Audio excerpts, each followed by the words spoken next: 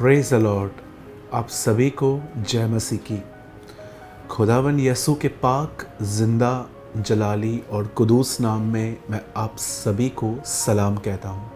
Greetings to you in the matchless and the mighty name of our wonderful saviour Lord Jesus Christ. मेरे भाइयों, मेरी बहनों, आज मैं एक बार फिर से बेसिक टीचिंग के इस 9th वीडियो में मैं आप सभी का स्वागत करता हूँ। और आज मैं वर्शिप, आराधना के बारे में मैं कुछ आपसे बात करना चाहता हूँ।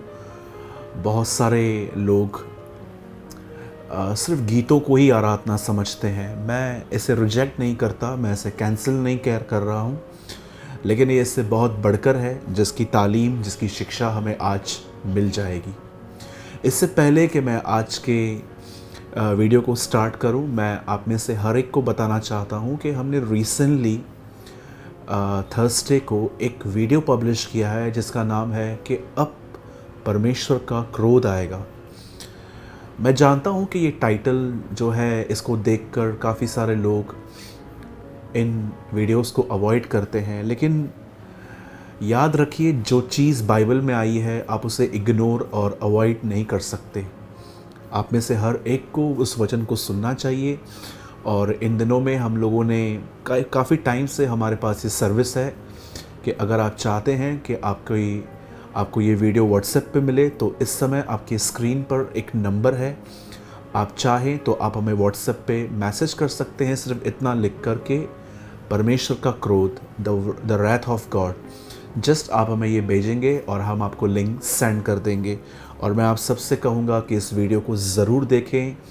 ये वीडियो, इसमें जो वचन है वो आपकी जीवन को बदल सकता है और आपके अंदर परमेश्वर के साथ चलने की भूख और प्यास पैदा कर सकता है। अब आइए, मैं आपके साथ आज 9th वीडियो शेयर कर रहा हूँ। इससे पहले मैं 8 वीडियो इसी चैनल पे शेयर कर चुका हूँ। हर वीडियो के साथ एक आर्टिकल है। इससे पहले मैं वीडियो डाल चुका हूँ प्रार्थना के विषय में, बाइबल को कैसे पढ़ना है, उपवास कैसे करना है, कौन सी कलीसिया में जाना चाहिए, प्रभु भोज क्या है, और भी कुछ टॉपिक्स पे मैंने डाला है। और मैं आज बेसिक वीडियो का 9th वीडियो मैं आज पब्लिश आपके सामने लाया हूँ। और आज के वीडियो का नाम है एक सच्ची आराधना। बाइबल ऐसा बताती है कि एक दिन ऐसा हुआ कि फरीसी और यीशु का आमना सामना हुआ। वो दिन थे जो सब्त के दिन थे, जिस दिन इज़राइल में से कोई भी व्यक्ति काम नहीं करता था। वो कोई ट्रांसपोर्ट यूज़ नहीं करते थे, वो अपने घरों में बैठे रहते थे। और आप जानते होंगे कि जीसस सबत के दिन बहुत सारे मिरेकल्स करता था। यीशु उनको सबत का अर्थ समझाना चाहता था। एक दिन इन्होंने यीशु के चेलों को कुछ काम करते हुए देखा और इन्होंने अपनी एक्यूजेशन स्टार्ट की, दोष लगाना स्टार्ट किया। तब प्रभु ने उन्हें कहा कि यशाया ने तुम्हारे विषय में ठीक कहा है, तुम होठों से मेरा आदर करते हो, परंतु तुम्हारे दिल मुझसे दूर हैं और तुम व्यर्थ आराधना कर रहे हो। उपासना लिखा गया है। मैं आप में से हर एक को कहना चाहता हूँ, सबसे पहले वर्शिप में अगर हार्ट इन्वॉल्व नहीं है तो वो वर्शिप नहीं है, वो मात्र शब्द हैं, केवल वर्ड्स हैं। आज मैं आपको कुछ एक्सप्लेन करना चाहता हूँ। और आज मैं वर्शिप के ऊपर सिर्फ आपके साथ 2 पॉइंट्स शेयर करना चाहता हूँ। और दोनों के लिए मेरे पास एक स्क्रिप्चर है। मैं चाहता हूँ आप सब मेरे साथ खोलिए कुलिस्सियों की पत्री, द बुक ऑफ कोलोसियंस, और उसका 3रा अध्याय, चैप्टर 3। और मैं आपके लिए पढ़ रहा हूँ 3:16 वचन। मसीह के वचन को अपने हृदय में अधिकाई से बसने दो और सिद्ध ज्ञान सहित एक दूसरे को सिखाओ और चिताओ, और अपने मन में अनुग्रह के साथ परमेश्वर के लिए भजन और स्तुति गान और आत्मिक गीत गाओ। यहां पर सबसे अच्छी बात यह लिखी गई है, परमेश्वर के लिए। याद रखिए, कई बार जब आप वर्शिप करते हैं तो कई बार आप शब्दों पे ध्यान नहीं देते, आपको उसकी म्यूज़िक अच्छी लगती है, उसकी रिदम अच्छी लगती है, लेकिन आप में से कितने लोग जो हैं उन वर्ड्स की तरफ इम्प्रेस या अट्रैक्ट होते हैं। याद रखिए, अब मैं स्टार्ट कर रहा हूँ सिर्फ 2 पॉइंट्स। कई सारे जो लोग हैं वो कहते हैं कि वर्शिप जो है वो इम्पॉर्टेंट नहीं है, गीत गाना इम्पॉर्टेंट नहीं है। जी बिल्कुल गलत है ये बात। मैं आप में से हर एक को बताना चाहता हूँ, जब प्रभु यीशु मसीह पैदा हुए तो ज्योतिषी यीशु को ढूंढते ढूंढते यरूशलेम आ गए, और जब उन्होंने राजा हेरोदस से मुलाकात की तो जानते हो उन्होंने क्या कहा? यहूदियों का राजा कहाँ है, हम उसकी आराधना करने आए हैं। Bible begin with worship.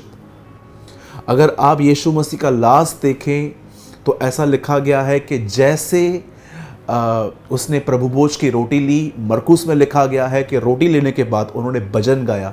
यीशु ने मौत से पहले भी गीत गाया था। आजकल कई सारे लोग सोचते हैं कि वर्शिप इम्पॉर्टेंट नहीं है। जी नहीं, याद रखिए, परमेश्वर का प्रेम अनुभव करने के लिए वर्शिप बहुत ज़्यादा इम्पॉर्टेंट है। आराधना अपने आप में एक बहुत महत्वपूर्ण चीज़ है। आप परमेश्वर के प्रेम को तब तक नहीं समझ सकते फुली जब तक आप एक सच्ची आराधना करने वाले व्यक्ति न बने। बाइबल बताती है कि एक समय था जब पौल और सिलास अरेस्ट हुए क्योंकि उन्होंने एक लड़की में से दुष्ट आत्मा निकाली थी, और जब वो अरेस्ट हुए उन्हें जेल में रखा गया। आधी रात को बाइबल बताती है वो प्रभु के लिए गीत गा रहे थे, और जैसे ही वो गीत गा रहे थे, बाइबल बताती है वहाँ पर भूकंप आया और सारे लोग जितने उनके गीतों को सुन रहे थे उनके बंधन खुल गए और हर व्यक्ति आज़ाद हुआ।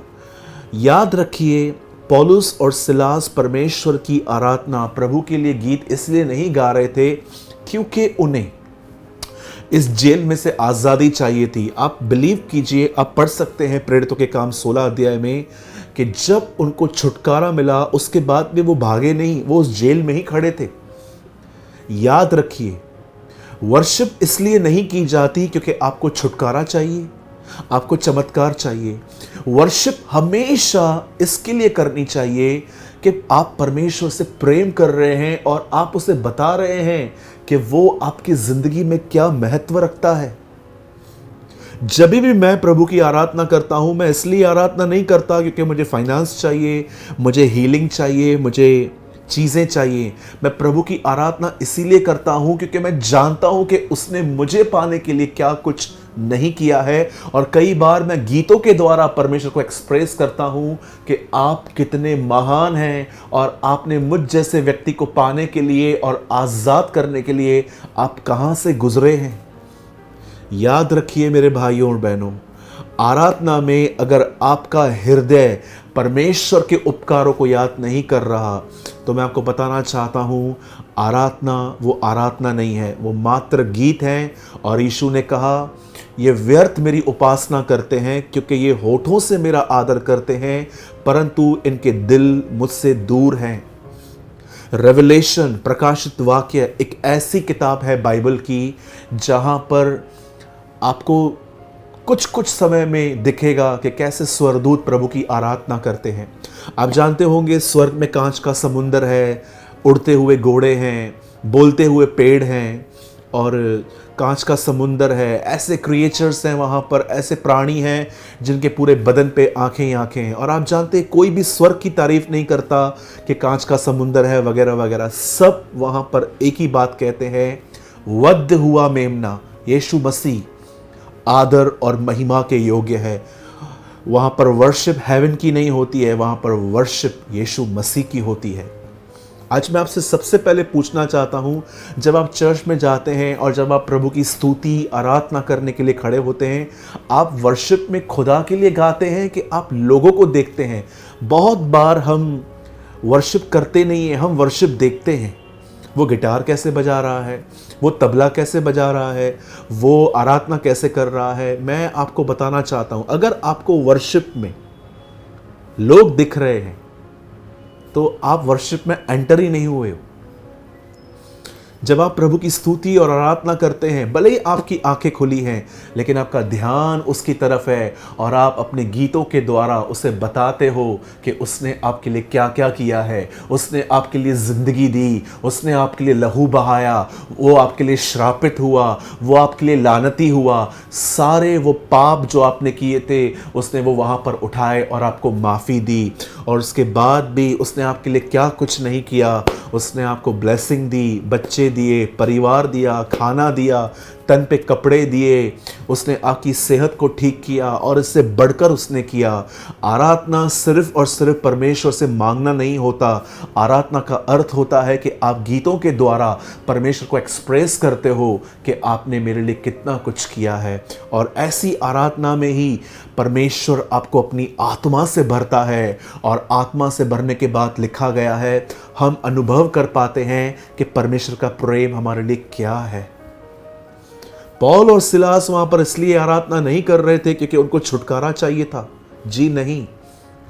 उन्होंने ऑलरेडी ये बात समझ ली थी कि खुदा स्वर्ग और पृथ्वी का मालिक उनके लिए मरा है, और वो सिर्फ और सिर्फ वहाँ पर धन्यवादी थे। आज अपने आप से पूछिए, आप जब आप आराम से अपने घर में रहते हैं या आप कलीसिया के अंदर हैं और आप प्रभु के लिए गीत गा रहे हैं, क्या आपका हृदय आपकी आराधना में है कि आपका मन सिर्फ भटक रहा है? उस बहन को देखेंगे, उस भाई को देखेंगे, वर्शिप लीडर को देखेंगे, या तो बहुत सारी एक्टिविटीज़ को हम देखते हैं और हम वर्शिप मिस कर देते हैं।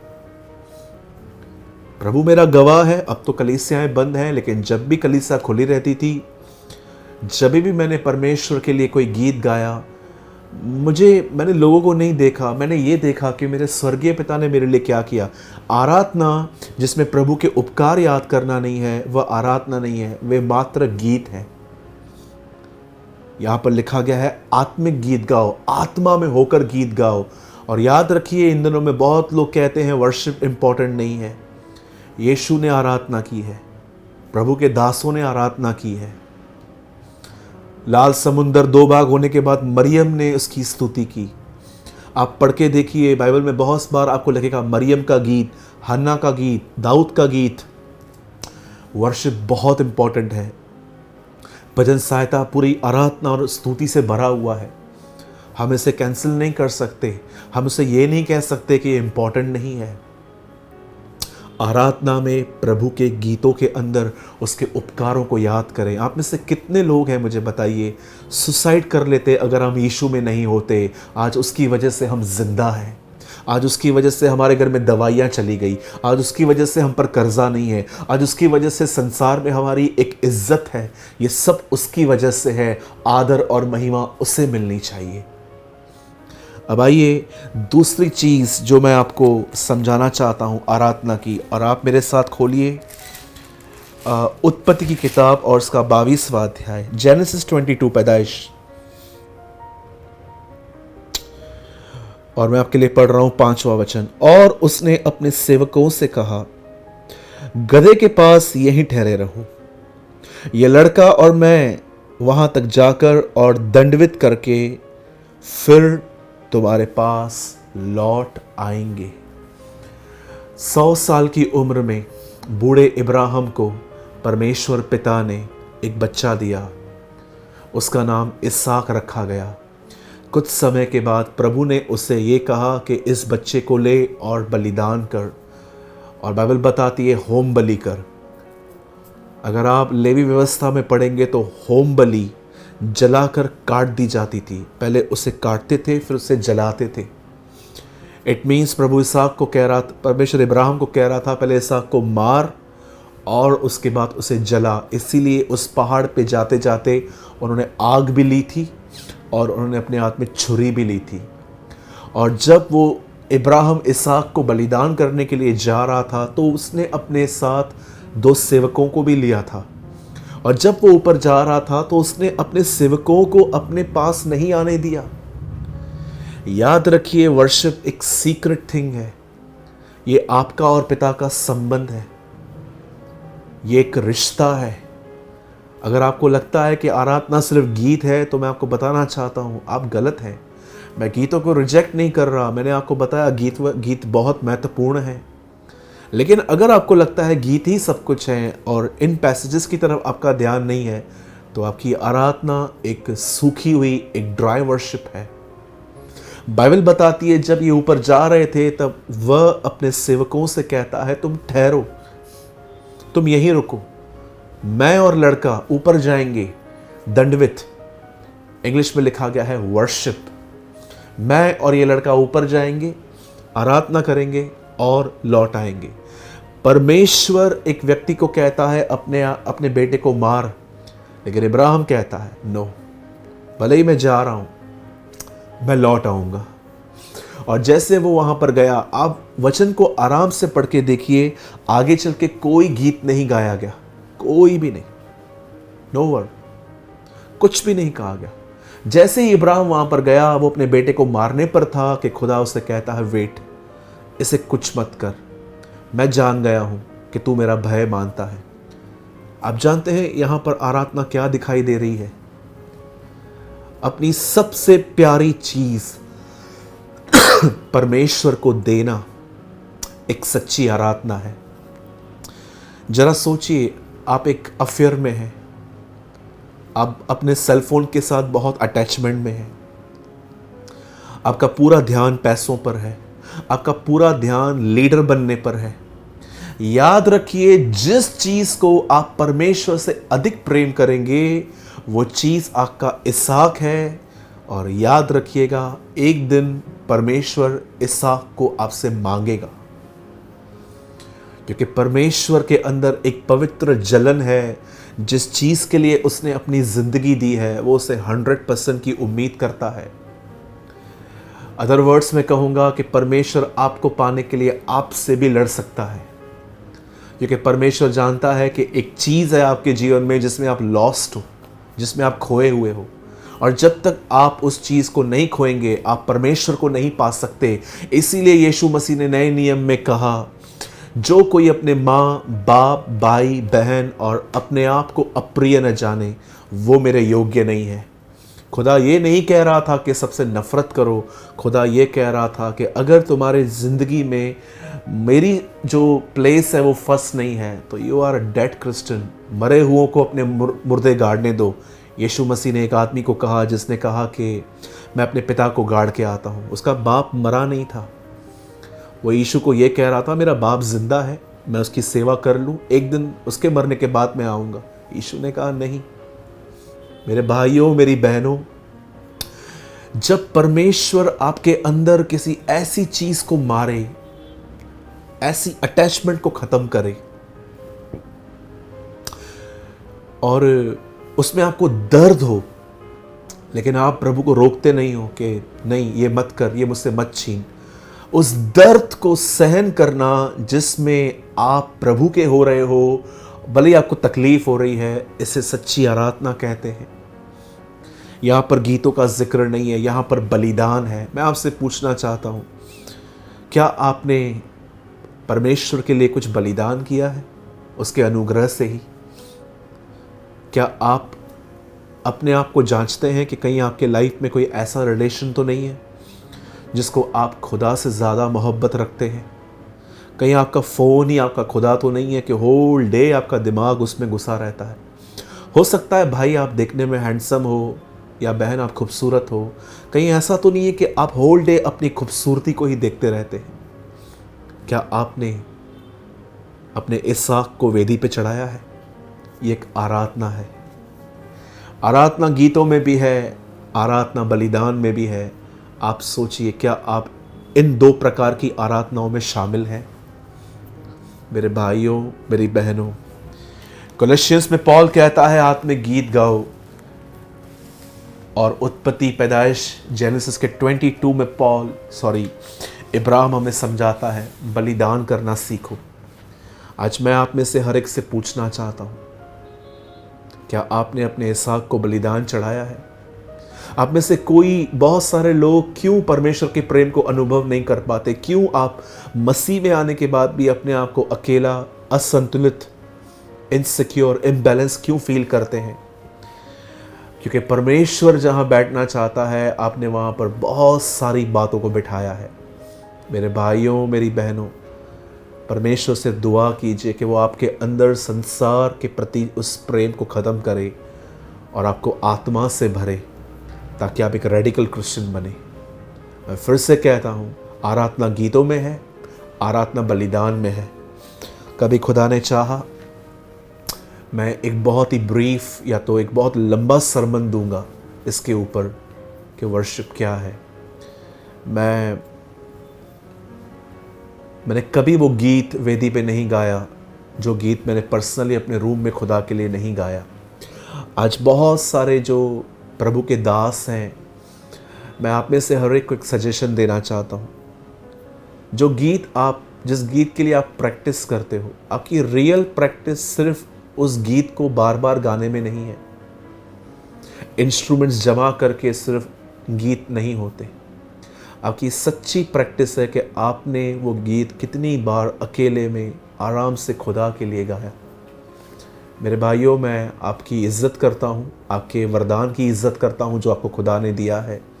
मैं आप में से जितने भी प्रचारक भाई, आराधक भाई जो मुझे देख रहे हैं, मैं आपकी रिस्पेक्ट करता हूँ, मैं आपके सेवकाई की इज़्ज़त करता हूँ। लेकिन मैं आप में से हर एक को कहना चाहता हूँ, वर्शिप सिर्फ प्रैक्टिस करना नहीं है। नो डाउट वो भी ज़रूरी है, लेकिन वर्शिप, रियल वर्शिप है कि आपने वो गीत जो आप गाने पर हैं वो आपने कितनी बार खुदा के लिए गाया है। इसलिए बाइबल बताती है, मनुष्य को दिखाने के लिए नहीं, जो कुछ करो परमेश्वर के लिए करो। मैं सारी बातों के लिए प्रभु को महिमा देता हूँ। मैंने आराधना के ऊपर एक आर्टिकल भी लिखा है, अगर आप चाहते हैं वो आर्टिकल हम आपको भेजें। थोड़ा और गहरा है वो, क्योंकि शॉर्ट वीडियोस हैं, मैं सब बातें तो उसमें शेयर नहीं कर सकता, तो मैं कुछ चीज़ें आर्टिकल्स के तौर पे लिख देता हूँ। तो अगर आपको चाहिए आर्टिकल तो इस नंबर पे जो इस समय आपके स्क्रीन पर है, आप हमें मैसेज कर सकते हैं कि आराधना वाला आर्टिकल दीजिए और हम आपको देंगे। और याद रखिए, जो स्टार्टिंग में आपको नंबर मिला वीडियोस का और ये नंबर दोनों अलग अलग हैं। मैं सारी बातों के लिए प्रभु को महिमा देता हूँ। अगर इन दिनों में आप बेसिक टीचिंग से ब्लेस्ड हो रहे हैं, आशीषित हो रहे हैं, तो कमेंट बॉक्स में हमें ज़रूर बताइए, ताकि हम इन मीटिंग्स को जारी रखें। और मेरे पास 100 टॉपिक्स हैं बेसिक टीचिंग्स के ऊपर। मैं 9वां ये शेयर कर रहा हूँ, लेकिन 100 से ज़्यादा टॉपिक्स हैं कि कैसी कैसी बेसिक टीचिंग्स हैं जो उसको हमें फॉलो करना चाहिए। मैं सारी बातों के लिए प्रभु को आदर और महिमा देता हूँ। आप सभी को जय मसीह की।